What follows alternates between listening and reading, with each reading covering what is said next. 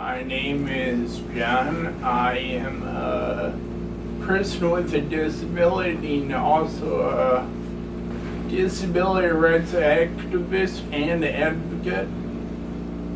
So, what is something you would like your healthcare provider to know about your experience getting or trying to get healthcare you need?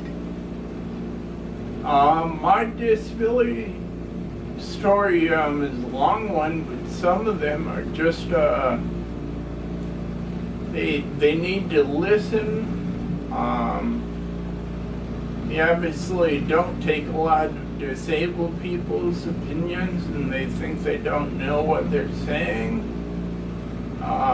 Young people, older individuals, just they need to listen, because I consistently told my doctors, and that's about something, and they didn't think it was true. They said I was young and healthy.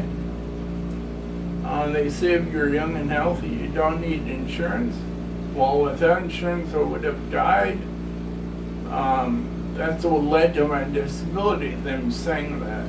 I had a brain tumor, and they wouldn't listen to me. They said I had a sinus trouble.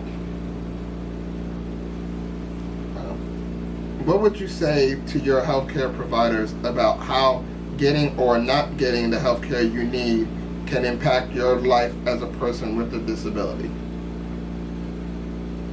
It definitely takes away independence. I mean, there's a lot of, like for instance, I'll use catheters. How many people use catheters? And I am at the point where, you know, I have to plan out so much of my day already based on just traveling and accessible routes. But with catheter usage, you know, they're intermittent. So you don't want to spend too long. Maybe you're going to be on a bus or a train for a few hours. You've got to plan your day on. It's basically like your bladder's holding you hostage. And then sometimes they won't give you the supplies that you need.